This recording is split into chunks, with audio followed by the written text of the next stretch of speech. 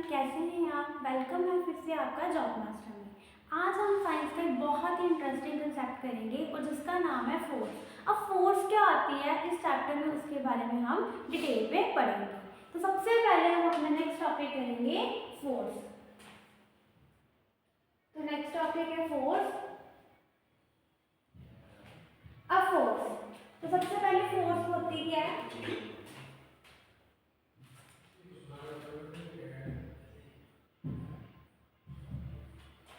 तो फोर्स के बारे में हमने पढ़ना डिटेल में।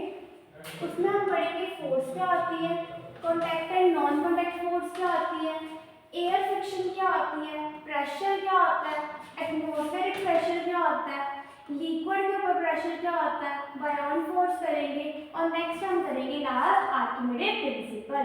इस चैप्टर में हम इनके बारे में क्या करेंगे, अब डिटेल में पढ़ेंगे।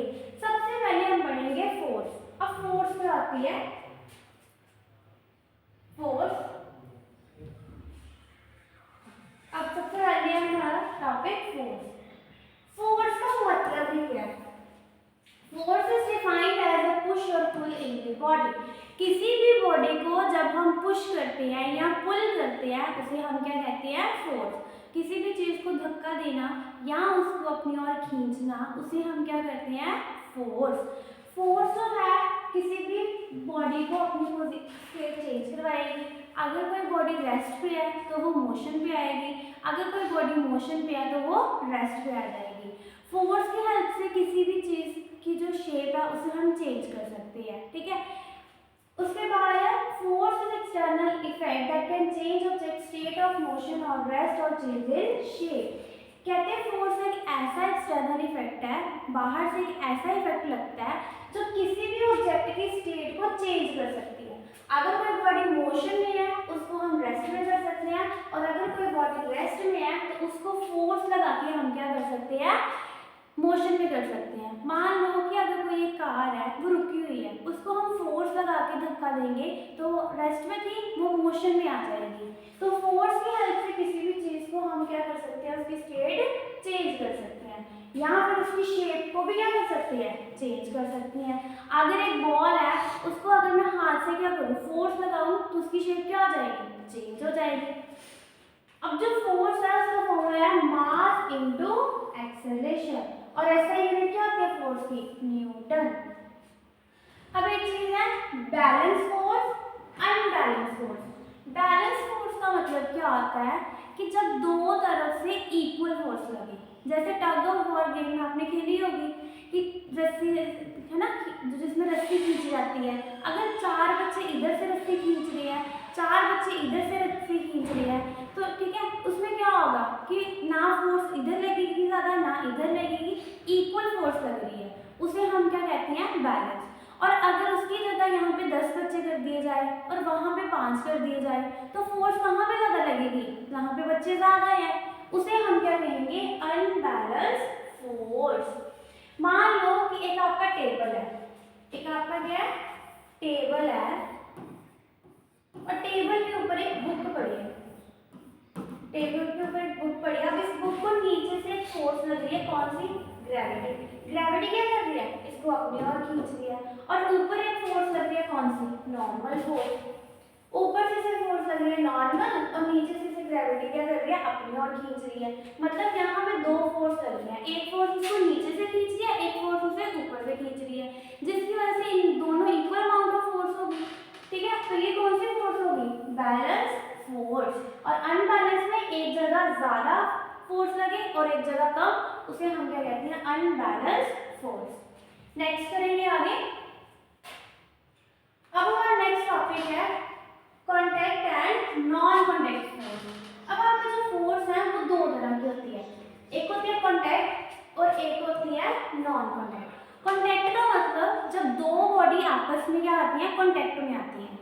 और नॉन कॉन्टैक्ट का मतलब जब आपकी जो बॉडी है एक दूसरे के कॉन्टैक्ट में नहीं आएगी। जैसे कॉन्टैक्ट में मस्कुलर फोर्स। अब अगर चाय का कप मैंने पकड़ना है तो मैं क्या करूँगी, अपनी मसल्स का यूज करके हाथों से इसको पकड़ूंगी, मतलब चाय का कप और आपकी बाजू एक दूसरे के कॉन्टैक्ट में आई, उसे हम क्या कहते हैं, मस्कुलर फोर्स। अब फ्रिक्शनल फोर्स में आपने पढ़ी थी कि जब दो बॉडी आपस में कांटेक्ट में आती है तो कौन सी फोर्स लगती है, फ्रिक्शनल फोर्स लगती है। ड्रैग फ्रिक्शन क्या होती है, जब कोई सॉलिड चीज लिक्विड के ऊपर तैरेगी तो वहां पे कौन सी फ्रिक्शन, वहां पे कौन सी फोर्स लगती है, drag force, normal force, spring force, ये सारी किसकी एग्जांपल है, आपकी कांटेक्ट फोर्स की। नॉन कांटेक्ट फोर्स क्या होती है, वो फोर्स जिसमें कांटेक्ट नहीं है। अब सबसे पहले मैग्नेट, मैग्नेट क्या करती है, बिना किसी को पकड़े वो दूर से ही क्या करती है, लोहे को अट्रैक्ट करती है। सेकेंड है इलेक्ट्रिक, थर्ड है ये है electrostatic, electrostatic force. Electrostatic force कौन सी फोर्स होती है कि जब हमने स्केल को अपने सर पे रगड़ा तो हमने क्या किया, कागज को अट्रैक्ट किया। अब बिना छुए किया ना, एक दूर दूर दूर रह के किया। ग्रेविटेशनल किसी भी ऑब्जेक्ट को खींचती है, तो ग्रेविटेशनल, मैग्नेटिक और इलेक्ट्रोस्टैटिक कौन सी फोर्स है, नॉन कांटेक्ट और muscular, frictional, drag friction, non friction और स्प्रिंग फोर्स। ये आपकी कौन सी फोर्स है, कांटेक्ट फोर्स, जो एक दूसरे के कांटेक्ट में आके लगती है। नेक्स्ट करेंगे आगे। अब हमारा नेक्स्ट टॉपिक है एयर फ्रिक्शन। अब एयर फ्रिक्शन का मतलब क्या है, देखो जब आप किसी भी बॉल, एयर फ्रिक्शन है, if a ball is thrown vertically upward in the air then the gravitational force at downward which pulls the ball towards the ground। जब आपने किसी भी बॉल को ऊंचाई पे फेंका तो क्या होता है, एक नीचे फोर्स होती है ग्रेविटी, वो उसको अपनी ओर क्या करती है, अट्रैक्ट करती है। और एक फोर्स उसे ऊपर से लगती है, वो कौन सी लगती है, ऊपर से कौन सी फोर्स लगती है, एयर फ्रिक्शन। और जो आपकी ऊपर फोर्स लग रही है हवा में उसे हम क्या बोलते हैं, एयर रेजिस्टेंस। जो एयर फ्रिक्शन है वो ग्रेविटी की क्या होगी, ऑपोजिट। ऑपोजिट मतलब एक बॉल है, नीचे उसको ग्रेविटी अपनी ओर आकर्षित कर रही है, ठीक है, और ऊपर उसे कौन कर रही है, एयर फ्रिक्शन। तो जो एयर फ्रिक्शन है वो ग्रेविटी की क्या लगेगी, ऑपोजिट फोर्स लगेगी। नेक्स्ट करेंगे आगे प्रेशर। अब प्रेशर का मतलब क्या होता है, देखो एक एग्जांपल के थ्रू समझेंगे कि प्रेशर क्या होता है, किसी भी चीज के ऊपर दबाव डालना। अब क्या है, जैसे हमने कील लिया, अब कील को हम क्या करते हैं, कील को हमने दीवार में लगाना है, लगाने के लिए हम क्या करेंगे, हम थोड़े से उसको क्या करेंगे, हिट करेंगे, मारेंगे, ठीक है। अब उस पर हम क्या लगा रहे हैं, फोर्स लगा रहे हैं। अब फोर्स उस पर कौन सी लग रही है, परपेंडिकुलर फोर्स लग रही है, तो उसी को ही हम क्या बोलते हैं, pressure. Pressure is produced when force act on object. जब किसी भी ऑब्जेक्ट के ऊपर हम फोर्स लगाते हैं तो क्या प्रोड्यूस होता है, आपका प्रेशर।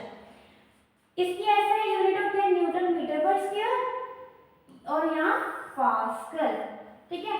कैसे, देखो अब आपका P जो है वो प्रेशर है, F जो है वो फोर्स है, और जो तुम्हारा S क्या है, यहाँ पे सरफेस, ठीक है। इसका मतलब है कि जो P है वो डायरेक्टली प्रोपोर्शनल होता है एरिया के। जितना एरिया ज्यादा होगा प्रेशर उतना ही क्या होगा, कम होगा।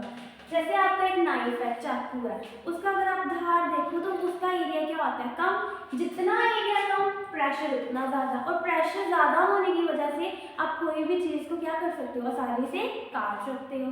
या एक सेकेंड एग्जाम्पल है कि आपके जो स्कूल बैग है उनके जो स्ट्रैप्स होते हैं वो क्या होते हैं, मोटे होते हैं, उनका एरिया क्या होता है, ज्यादा। उनका एरिया जितना ज्यादा होगा प्रेशर क्या होगा, उतना ही कम होगा।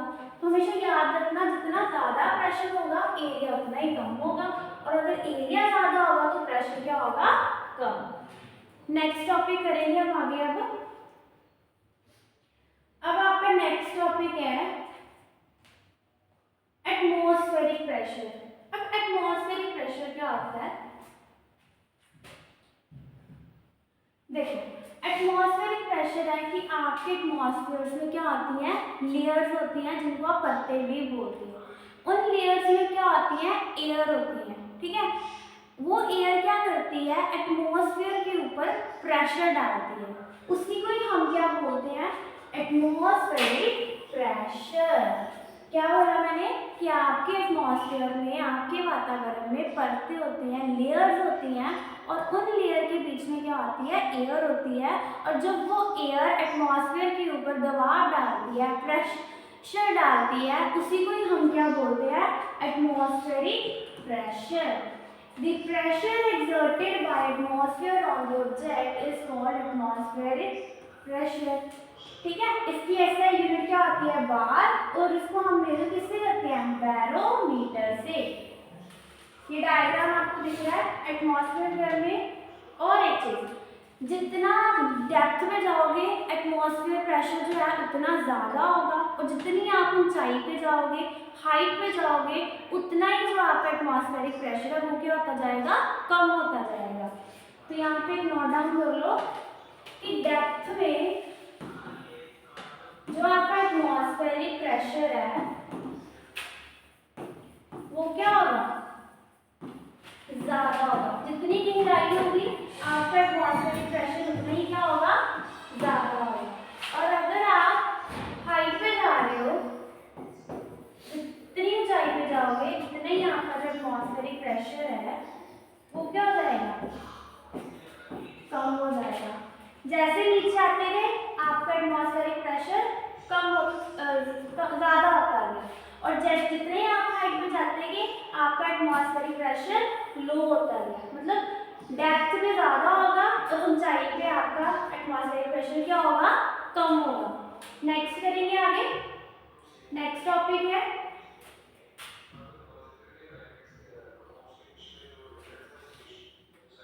Buying force.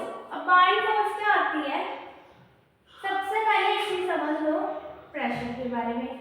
मान लो कि आपने फॉर एग्जांपल एक बैलून लिया और एक आपने एक बीकर लिया, और इसमें आपके 2 होल किए, 3 होल किए गए, ठीक है। बैलून लिया और ये 3 चीजें, ये बीकर लिया। अब देखो बैलून में आपने क्या किया, छेद किए, उसमें था पानी। अब जो पानी बाहर निकलेगा ना वो समान मात्रा के प्रेशर से निकलेगा, एक जैसा प्रेशर लगेगा उनमें, ठीक है। मान लो इस बैलून में आपका क्या है, पानी है, और इसमें आपने क्या किए गए हैं, होल किए गए हैं। अब जो ये जो पानी बाहर निकलेगा ना वो एक ही प्रेशर से निकलेगा, ठीक है। जितने प्रेशर से यहाँ निकल रहा है उतने प्रेशर से यहाँ निकलेगा, उतने प्रेशर से यहाँ, उतने यहाँ। मतलब कहने की बात है कि बैलून होगी, बॉल होगी, इनमें जो आपका पानी है वो एक ही प्रेशर से बाहर निकलेगा। बट अगर आपने ऐसी कंडीशन ली है एक बीकर में, नीचे इसकी हाइट क्या है, नीचे वाली हाइट में उसका पानी बाहर निकलेगा, प्रेशर बाहर निकलेगा, वो ज्यादा मात्रा में निकलेगा। वो किसमें निकलेगा, ज्यादा मात्रा में, और यहाँ पे थोड़ा कम, और यहाँ पे सबसे कम। तो सबसे ज्यादा जो पानी का प्रेशर होगा वो कहाँ पे होगा, सबसे नीचे। और अगर सबसे ज्यादा देखा जाए जो पानी का प्रेशर है, जो पानी सबसे ज्यादा तेज कहाँ से आएगा, सबसे ऊपर वाले कंसेप्ट में। तो यहाँ तक हमने क्या किया, फोर्स के बारे में। फोर्स क्या होती है, किसी भी चीज को पुश करना, पुल करना, उसे हम क्या कहते हैं, फोर्स। उसको धक्का देना या उसको अपनी ओर खींचना, उसे क्या कहते हैं, फोर्स। फोर्स क्या करती है, किसी भी चीज की पोजीशन को चेंज करती है। अगर वो रेस्ट पे है तो मोशन में आएगी, अगर मोशन पे है तो रेस्ट में आएगी। सेकेंड, वो किसी भी चीज की शेप को भी चेंज कर देती है। अगर बॉल ही है, उसको अगर हम फोर्स लगा रहे हैं तो उसकी जो शेप है वो भी क्या हो जाएगी, चेंज हो जाएगी। फिर हमने पढ़ा बैलेंस और अनबैलेंस फोर्स। बैलेंस फोर्स क्या होती है, जब दो जगह, एक इधर चीज है और एक जगह यहाँ पे है, जब वो दोनों जने जो है वो इक्वल फोर्स लगा रहे हैं उस ऑब्जेक्ट के ऊपर, ठीक है, तो वो जो ऑब्जेक्ट है वो अपनी जगह से नहीं हिलेगा, तो उसे हम क्या कहते हैं, बैलेंस फोर्स। क्यों नहीं हिलेगा, क्योंकि जितनी फोर्स यहाँ से लग रही है उतनी ही फोर्स यहाँ से लग रही है, तो आपकी नेट फोर्स क्या हो जाएगी, 0। दूसरा आपने पढ़ा अनबैलेंस फोर्स। अनबैलेंस फोर्स मतलब एक जगह 4-5 व्यक्ति जो है फोर्स लगा रहे हैं, एक जगह 2 लगा रहे हैं, तो आपका जो बॉडी है वो किस तरफ मूव करेगी, जिस तरफ फोर्स ज्यादा होगी, उसे हम क्या कहते हैं, अनबैलेंस फोर्स। फिर हमने पढ़ा कॉन्टैक्ट फोर्स और non contact force. Contact force क्या होती है, किसी भी कॉन्टैक्ट का मतलब कॉन्टैक्ट में आना, 2 बॉडीज जब आपस में कॉन्टैक्ट में आकर फोर्स लगाती है तो उसे हम क्या कहते हैं, कॉन्टैक्ट फोर्स। नॉन कॉन्टैक्ट मतलब विदाउट, जब विदाउट एक दूसरे के कॉन्टैक्ट में आकर फोर्स लग रही है तो उसे हम क्या कहते हैं, नॉन कॉन्टैक्ट फोर्स। फिर आपने पढ़ा प्रेशर। प्रेशर क्या होता है, जब हम किसी भी ऑब्जेक्ट के ऊपर फोर्स लगाते हैं, और फोर्स भी कैसे लगाते हैं, परपेंडिकुलर, तो उसे हम क्या बोलते हैं, प्रेशर यानी दबाव। अब हम आगे पढ़ेंगे बाइंग फोर्स। अब बाइंग फोर्स क्या आती है, इसके बारे में पढ़ना है। बाइंग फोर्स क्या आती है, when an object is placed in a fluid, मान लो कि आपने एक ऑब्जेक्ट को फ्लूइड में डाला। मैंने आपको फ्लूइड बहुत बार समझाया है कि फ्लूइड क्या होता है। फ्लूइड का मतलब है वाटर प्लस एयर, उसे हम क्या कहते हैं, फ्लूइड।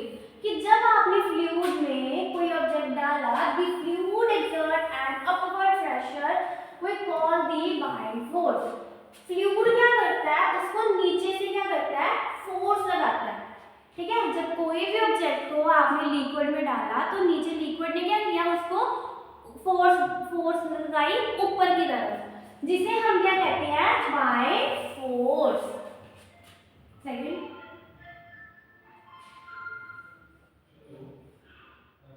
फिर से देखो बाइंग फोर्स क्या होती है, जब आपने किसी भी ऑब्जेक्ट को फ्लूइड में डाला, the fluid exert an upward pressure, fluid क्या करेगा, उसको ऊपर की ओर क्या लगाएगी, फोर्स लगाएगी, उसी को हम क्या बोलते हैं, बाइंग फोर्स। जैसे एग्जांपल के तौर पे हमने लिक्विड लिया, ठीक है, लिक्विड में हमने क्या किया, ये जो आपकी बॉल थी इसको आपने डाला, तो नीचे से इसको एक फोर्स लग रही है, जिसकी वजह से ये जो आपका ये ऊपर चल जाएगा। ठीक है, ऊपर चला गया, इसी को हम क्या कहते हैं, बाइंग फोर्स। एक कंसेप्ट और है, जैसे डेंसिटी। डेंसिटी का फॉर्मूला क्या होता है, मास अपॉन वॉल्यूम। ठीक है, फ्लोट और सिंक, दो वर्ड आएंगे, फ्लोट और सिंक। सिंक का मतलब डूब जाना और फ्लोट का मतलब तैरना। अब कौन सी चीज फ्लोट करेगी, कौन सी चीज सिंक करेगी, देखो जिसकी डेंसिटी ज्यादा होगी वो क्या कर जाएगी, सिंक कर जाएगी, और जिसकी डेंसिटी कम होगी वो क्या करेगी, फ्लोट करेगी।